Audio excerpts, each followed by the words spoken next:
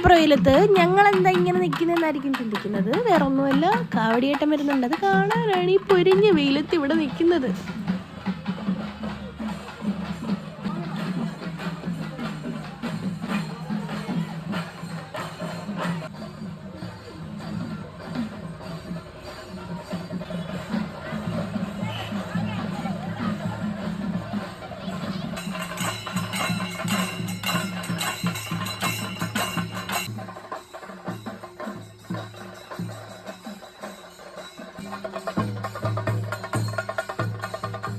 അങ്ങനെ മുരുകൻ വന്നു. അവിടെ കുറച്ച് നേരം ജീവിതകളി ഉണ്ടായിരുന്നു. അത് കഴിഞ്ഞ് നേരെ നടപ്പ് തന്നെ നടപ്പ്.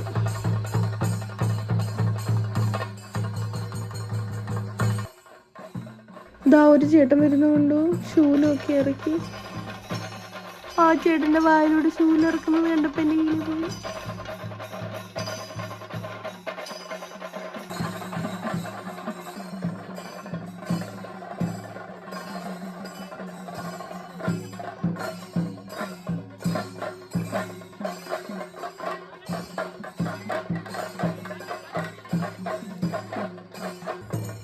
ഇവിടെ എല്ലാവരും ഒരുമിച്ച് അങ്ങോട്ട് നടക്കാൻ തുടങ്ങി.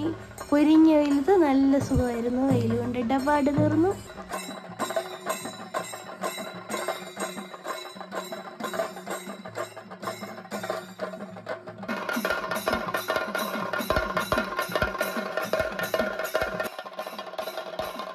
അങ്ങനെ തഴക്കര മഹാദേവൻ്റെ അമ്പലത്തിന് മുന്നിലെത്തിയപ്പോൾ തന്നെ ഞങ്ങളുടെ ശൂലം ഇറക്കി. മുരുകൻ അനുഗ്രഹിക്കട്ടെ.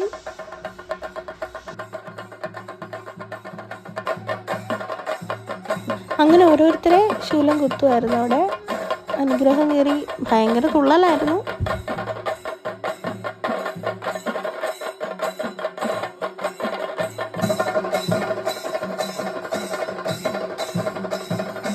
അങ്ങനെ ശൂലമൊക്കെ ഇറക്കി അവിടുന്ന് കിഴക്കിലോട്ട് പോയായിരുന്നു.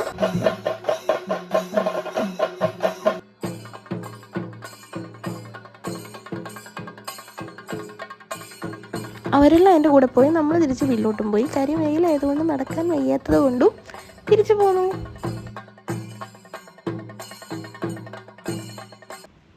അങ്ങനെ വീട്ടിലെത്തി ഈ കുരിപ്പുകളുടെ കൂടെ നിന്ന് കുറച്ച് വീഡിയോസും ഫോട്ടോസും ഒക്കെ എടുത്ത് സദ്യ ഉണ്ടായിരുന്നു മാനുവേട്ടി. അത് കേറ്ററിംഗുകാർ കൊണ്ട് വെച്ചിട്ട് പോയി. ഫുഡ് കണ്ടാൽ പിന്നെ വിശക്കാതിരിക്കുമോ? വിശന്ന് ആദ്യത്തെ പന്തിയിൽ ഫസ്റ്റ് കയറി ഇരുന്നും കഴിച്ചു. അവിയൽ വെക്കാൻ മറന്നുപോയി. അതാണ് രണ്ടാമത് കൊണ്ടുവച്ചേ.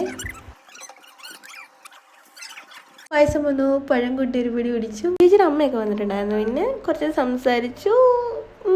എല്ലാവരോടും പോകാമെന്ന് പറഞ്ഞു. ഞങ്ങളിലേക്ക് പോകും. ഇഷ്ടപ്പെട്ടാൽ ആ സബ്സ്ക്രൈബ് ബട്ടണിലൊന്ന് ഞെക്കിയിട്ട് പോകണം. ചിലവുള്ള കാര്യമല്ലല്ലോ. Okay, bye. ടാറ്റാ.